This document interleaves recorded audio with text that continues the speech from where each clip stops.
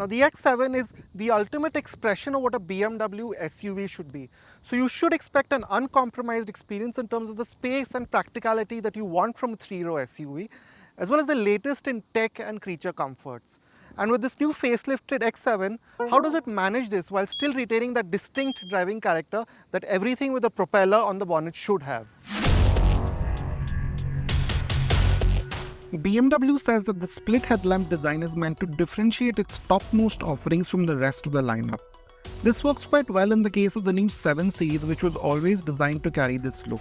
Do you think some of that effect is lost with this new X7? Sure, it will still draw glances like you want it to, but the shiny grille and less sculptural bodywork don't fully gel with this. Still, there's a definite dose of aggression with the new blacked out sections in the bumper, which continues to the sides as well with the 21-inch M Sport wheels with a simple but athletic look. We also like the way the bodywork widens from below the glass area onwards, giving the X7 quite a committed stance for a large functional SUV. Also nicely executed are the footboards. They blend in naturally, aren't intrusive, and actually make getting in easier. The mildly revised rear section of the X7 is less controversial in our books. The wide lighting has been lightly revised to carry the new 3D L-shaped light signature, while there's a more aggressive bumper design highlighted by a chunky set of exhaust tips. The split boot lid design remains. It adds quite some functionality considering there's a fair amount of space for small bags with all the rows up. The powered functions make it especially simple to fold down third row to carry larger items. Now, if you know what BMW's been doing with its models lately, whatever has happened in this facelift to the X7 will be of no real surprise to you too. So to start with, the main change is quite apparent. It's this huge curved display where you have a 14.9-inch central touchscreen and a new 12.3-inch driver's display. And there's also a head-up display now, which is quite functional.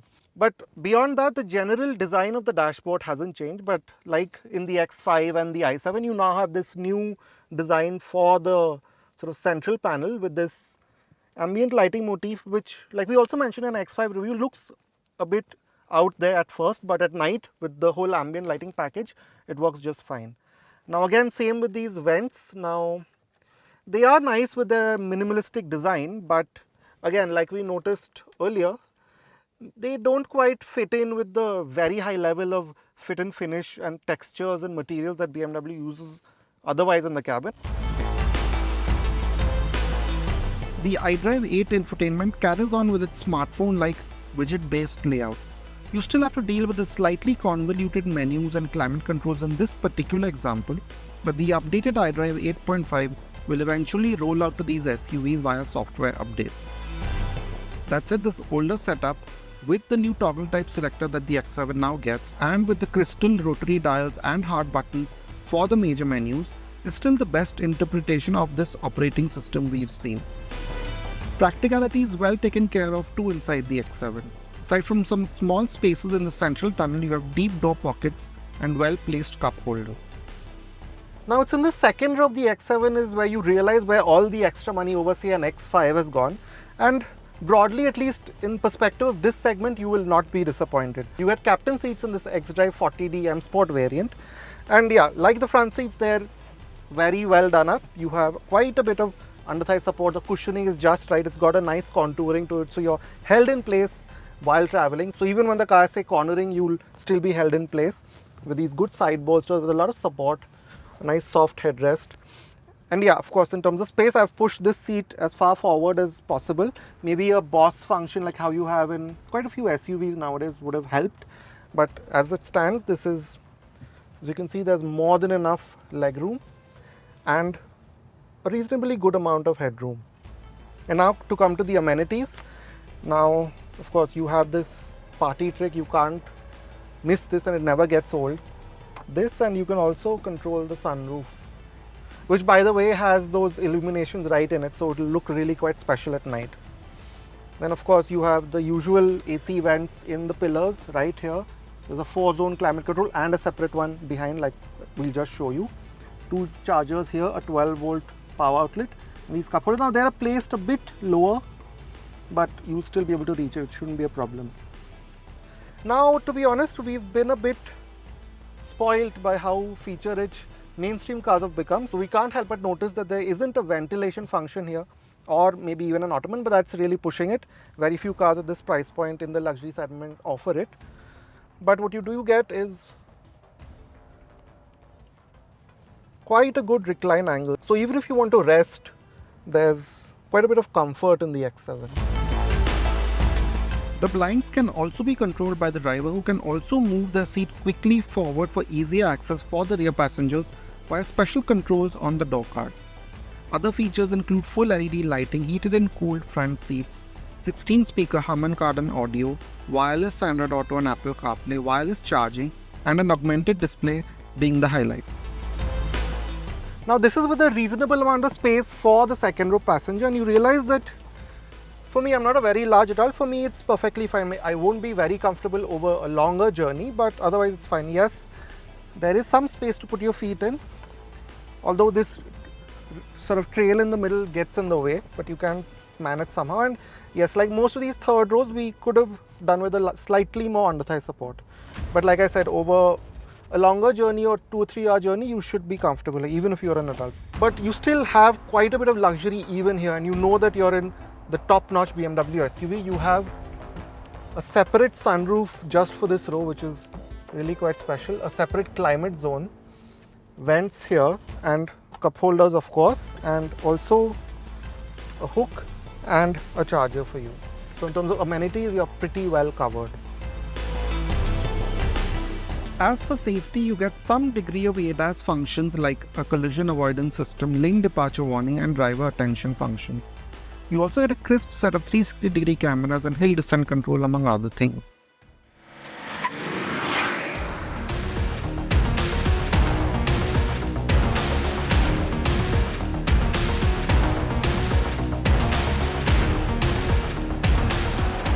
Start driving X7 and you know soon enough that a bit more thought has gone in for even the front seat passengers in what is essentially a big luxurious SUV focused on the rear passengers. So the bonnet itself, it's slightly high up, especially in comparison to the X5, and the dash too is slightly placed higher.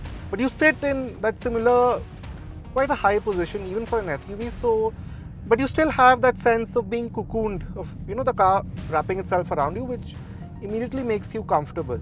And then there is of course the size of the car, but what you realize in, say, a less crowded road is that it seems to shrink around you. You only notice its girth, so to speak, in very tight traffic situations where sneaking around is still quite tricky.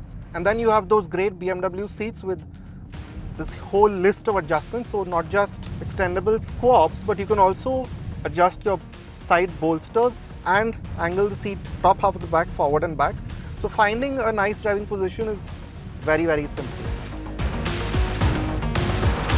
And tying in with this quite cozy sense is again the refinement. You have no way really of saying that this is a diesel. It grumbles a bit, say just above idle, but right now when we're cruising quite calmly, there's really no way to tell that this is a diesel. And again, you have that really quite exciting piped in audio. So when you do start going a bit faster, again it's sort of egging you on as the driver. A significant change with this update to the X7 is the new engine. The 3-litre inline-six diesel is now at a higher state of tune, making a significant 340 PS and 700 Nm. There's now also 12 PS and 200 Nm of mild hybrid assistance. We also said this for the new X5, but the X7 further moves the post forward in terms of the excitement you can expect from a diesel. The electric assistance makes for a flat, progressive supply of torque in any situation, but more impressive is this motor's responsiveness. It's quite eager to rev out, which helps extract even more of the torque available. Needless to say, the X7 is brisk by any standard, as the 0 to 100 kmph time of 5.7 seconds suggests. But you will especially like the way it seems to not run out of steam well past triple-digit speeds. As always, the 8-speed ZF automatic complements the engine well. But the 48-volt system filling any gaps in power delivery, you barely notice it function. Usually there's enough torque to not need too many downshifts when you want to make an overtake, but in the sportier mode, the gearbox becomes quite responsive to heavier throttle inputs. Maybe even too much so in the Sport Plus mode, this drivetrain adds over the 30D iteration of this motor. but the gearbox will choose the lowest possible gear and then snap through gears quite aggressively for what is still a family SUV.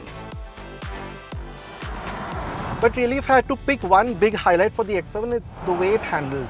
To be honest, it feels no bigger than an X5 or maybe even an X3. That's how well BMW managed to tune this air suspension. So yeah, it'll still turn in with that very confident manner. It'll tell you exactly what the front is doing. You know when you're pushing a bit too hard and maybe you should back off a little bit. The steering, again, it's been sorted out. It's not overtly light. It's just correct with just the right amount of heft and directness. And you again get that very balanced sense that you want from BMW with that 50-50 weight distribution and those really wide tires. And there's that sense of a great amount of grip. So around hairpins, like you just saw, it's very confident. Even the body roll for something this large, it's well controlled. Of course, it will lean, but it's never alarming or never, taking away from the driving experience. Now compared to the X5 that we drove very recently, it seems the suspension is slightly, very marginally firmer. But again, it's a minor difference that you won't really notice in isolation. So what you still get is that really great damping. So rough patches, yeah, you feel them a touch more in this, but it's never uncomfortable. You still have that soft edge to it. So you're never jarred by anything that the road throws at you. Of course, with these big 21-inch wheels, you have to be careful of those big potholes. But other than that, again, it's a very comfortable car. And then this, of course, again, gets better at higher speeds. But you also notice that this slightly longer wheelbase and the wider track give this X7 a great amount of high-speed stability. So you have that very planted, that very solid feeling way past triple-digit speeds. So when you do the long distances that this diesel is very well capable of, the X7 is a truly comfortable machine, even when you don't want to take things hard and fast, when you want to just relax, you're on a road trip or something, or an office trip, it'll do that job perfectly as well. Priced at Rs 1.53 crore, the BMW X7 is about as complete a package as you might find at this price. Surprisingly, it's no less agile than its smaller sibling. The diesel powertrain is efficient but still exciting enough to extract the most out of this package. But this big BMW also does the luxury bit very well. The looks may not sit with everyone, but the plush cabin and the space and practicality on offer in the second and third rows are hard to argue with.